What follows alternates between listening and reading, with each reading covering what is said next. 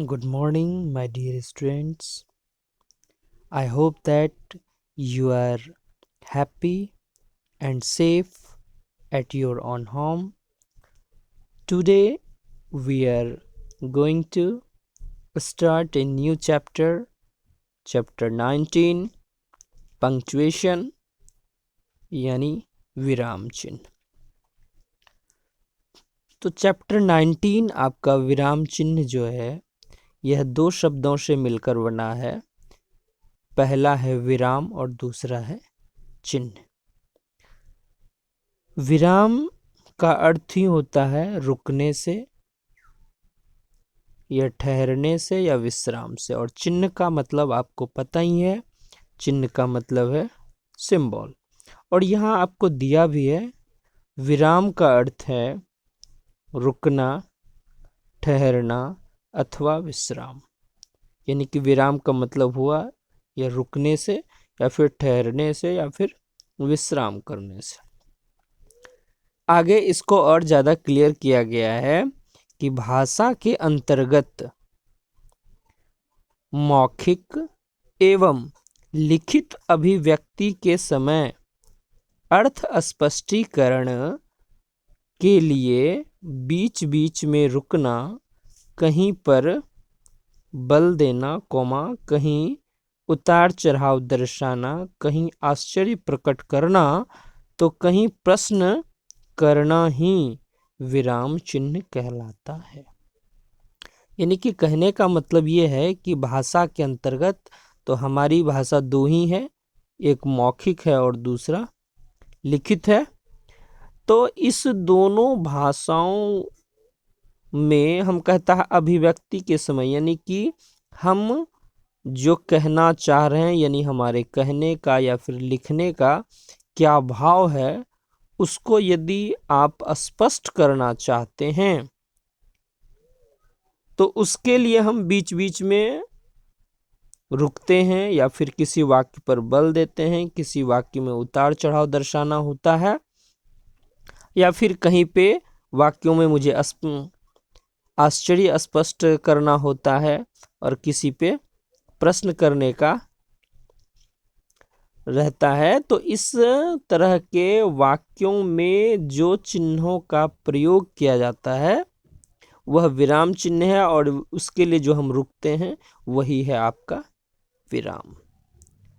और आगे क्या है कि लिखते समय इन स्थितियों एवं भावों को प्रकट करने के लिए कुछ चिन्हों के प्रयोग किए जाते हैं जो विराम चिन्ह कहलाते हैं। मतलब कहने का मतलब यही है कि इन सारे चीज़ों को जब हम प्रयोग करते हैं लिखित भाषा में तो यही चिन्ह हमारा विराम चिन्ह कहलाता है। ठीक है, यहाँ पे आपका उदाहरण दिया हुआ है, शेर ने भागते हुए हिरण का शिकार किया। और दूसरा उदाहरण है, लिखा हुआ बिल्कुल सेम है लेकिन इसमें थोड़ा सा कोमा का अंतर है, जिस कारण से इनके भाव में भी अंतर हो गया। शेर ने, या फिर कोमा है, भागते हुए हिरण का शिकार किया। तो जो पहला वाक्य है, शेर ने भागते हुए हिरण का शिकार किया, इसका अर्थ ये हो गया शेर भागते हुए हिरण का शिकार किया है, यानी शेर जो है भाग रहा है और फिर हिरण का शिकार किया। और दूसरा जो वाक्य है, शेर ने फिर कोमा है भागते हुए हिरण का शिकार किया, इसका अर्थ ये हुआ कि शेर जो है मतलब जो हिरण भाग रहा था उसका शिकार किया। ठीक है, इसीलिए इस कोमा यानी विराम चिन्ह के वजह से शब्द लिखे हुए बिल्कुल एक जैसे हैं, लेकिन इस दोनों वाक्यों का अर्थ अलग अलग हो जाता है। और यहाँ पे आपको दिया हुआ है कि पहले वाक्य में विराम चिन्ह के प्रयोग के कारण अर्थ निकलता है कि शेर ने भागकर हिरण का शिकार किया, जबकि दूसरे अर्थ में यह है कि जो हिरण भाग रहा था उसका शिकार किया। इसका मतलब ये हुआ कि विराम चिन्ह के कारण आपका अर्थ में परिवर्तन हो जाता है और अर्थ भी आपको स्पष्ट हो जाता है कि कौन सा वाक्य क्या कहना चाह रहा है। तो इनकी जो परिभाषा दी गई है कि लिखित भाषा में रुकने का संकेत करने के लिए जिन चिन्हों का प्रयोग किया जाता है उन्हें विराम चिन्ह कहते हैं। यानी कि लिखित भाषा मतलब हम जो भाषा लिख रहे हैं उसमें यदि मुझे कहीं रुकने का संकेत मिल रहा हो कि किस जगह पे मुझे रुकना है, और ऐसे चीज के लिए हम जिन चिन्ह का प्रयोग करते हैं वह आपका विराम चिन्ह कहलाता है। क्लियर है? और हिंदी भाषा के जो प्रमुख विराम चिन्ह हैं वह आपको यहाँ दिया हुआ है। पहला है पूर्ण विराम, आपको पता ही है, इसको फुल स्टॉप कहते हैं और इसका चिन्ह जो है यहाँ दिया हुआ है। दूसरा है अल्प विराम, इसका भी चिन्ह आपको दिया हुआ है। तीसरा है अर्धविराम, तो अर्धविराम का भी यहाँ चिन्ह दिया हुआ है। चौथा है प्रश्नवाचक चिन्ह, ये तो आप लोगों को अच्छी तरह से पता ही है। और पांचवा है उद्धरण चिन्ह, तो उद्धरण चिन्ह आप लोग ये नरेशन में प्रायः प्रयोग किया जाता है ऐसा, तो ये भी आप लोगों को पता ही है क्योंकि नरेशन तो आप लोग पढ़े ही हैं इंग्लिश ग्रामर में। 6 नंबर का है कोष्टक, जिसको कि ब्रैकेट कहते हैं, तो ब्रैकेट भी आप लोग जानते ही हैं, मैथ्स में भी यूज होता है और हिंदी के भी बहुत सारे वाक्यों में इसका हम प्रयोग करते हैं। और इसके बाद है 7 नंबर में निर्देशक चिन्ह, इसका ये सिंबल है। और 8 नंबर में है विस्मयादिबोधक चिन्ह, आपको हिंदी में विस्मयादिबोधक चिन्ह के साथ साथ इसकी वाक्य भी बताया हुआ ही है, तो आप लोग जानते ही हैं विस्मयादिबोधक का ये चिन्ह है।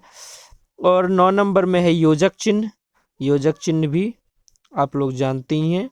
और 10 नंबर में है अपूर्ण विराम, और ये इसका सिंबल है। और 11 नंबर में है त्रुटि पूरक चिन्ह, इसका ये सिंबल है। और 12 नंबर में जो है लाघव चिन्ह, यह इसका सिंबल है। इसके बाद आपको दिया हुआ है पहला पूर्ण विराम, यानी कि फुल स्टॉप, आप लोग इंग्लिश में इसको प्रयोग करते हैं। वाक्य में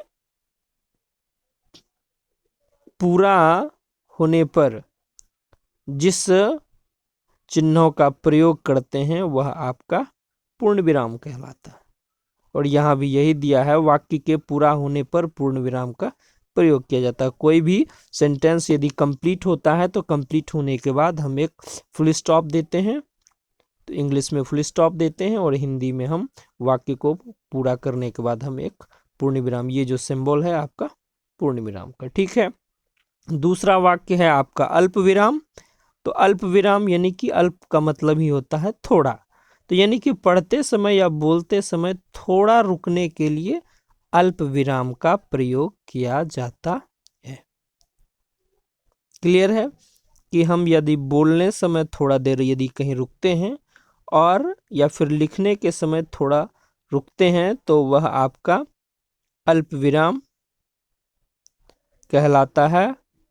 और इसके उदाहरण भी दिए गए हैं, वह मुझसे मिलने आया, कोमा थोड़ी देर ठहर कर चला गया। और दूसरा है मैंने आम, केला, सेब और संतरे खरीदे, तो यहाँ पर भी थोड़ा सा रुकना यानी कि अल्प विराम का प्रयोग किया गया है। नेक्स्ट जो है तीसरा, वो है आपका अर्ध विराम। अर्ध का मतलब आधा, यानी कि दिया है कि जहां अल्प विराम से कुछ अधिक देर रुकना हो आपको, यानी कि अल्प विराम से थोड़ा सा ज्यादा कहीं रुक गए तो वह आपका अर्ध विराम है। और इसका सिंबल आपको पता ही है। और इसका उदाहरण दिया है, भूकंप ने तबाही मचा दी, मकान ढह गए, पशु मर गए। और दूसरा है निकिता सुंदर है, नृत्य भी अच्छा करती है। तो यह जो वाक्य है अर्धविराम में रखा गया है। चौथा जो वो है आपका प्रश्नवाचक चिन्ह, और प्रश्नवाचक चिन्ह के बारे में आप लोगों को पता ही है, हम लोग बहुत बार प्रयोग करते भी हैं अक्सर, तो इसमें ज़्यादा आपको बताना नहीं भी पड़ेगा तो भी आप समझ जाएंगे। इसका प्रयोग प्रश्न, यदि आपको किसी से प्रश्न पूछना हो या फिर आपसे कोई प्रश्न पूछ रहा है तो इसमें हम प्रश्नवाचक चिन्ह का प्रयोग करते हैं। जैसे उदाहरण, तुम कहाँ से आ रहे हो, कल तुम विद्यालय में क्यों नहीं आए। तो आज के क्लास में हम प्रश्नवाचक चिन्ह तक ही रहेंगे। नेक्स्ट क्लास में इसके आगे जितना भी है 4 के बाद से 12 तक लाघव चिन्ह तक अगले क्लास में चर्चा करेंगे। दूसरी बात यह है कि आप लोगों को मैंने जो पिछले क्लास में चैप्टर 18 का रिवाइज करने के लिए कहा था, और रिवाइज करने के बाद मैंने कहा था कि आपको इसको कॉपी में बना के अच्छे से मेरे व्हाट्सएप पे भेजिएगा। लेकिन आप लोगों ने 1-2 ही काम किया है, बाकी सभी लोगों ने क्या किया, बुक में जो पहले से बनाया हुआ था उसी को आपने मेरे व्हाट्सएप पे भेज दिया। ऐसा बिल्कुल नहीं करना है, आपको कॉपी में बनाना है। कॉपी में बनाने के बाद फिर मेरे व्हाट्सएप पे भेजना है। और इसमें आपको होमवर्क ये करना है, इन लाघव चिन्ह को अच्छी तरह से ध्यान में रखते हुए, यानी कि आपको ये याद होना चाहिए कि किस विराम चिन्ह का कौन सा प्रयोग होता है और इसका सिंबल कौन सा है। ये सारे चीज़ को आपको याद रखना है और याद रख के फिर इसको आपको मेरे व्हाट्सएप पे भेजना है। ठीक है, तो आज के क्लास में हम इतना ही करेंगे। अगले क्लास में फिर हम इसको 5वां विराम चिन्ह से लेकर के फिर 12वें विराम चिन्ह तक चर्चा करेंगे। आज की क्लास में बस इतना ही। Thank you.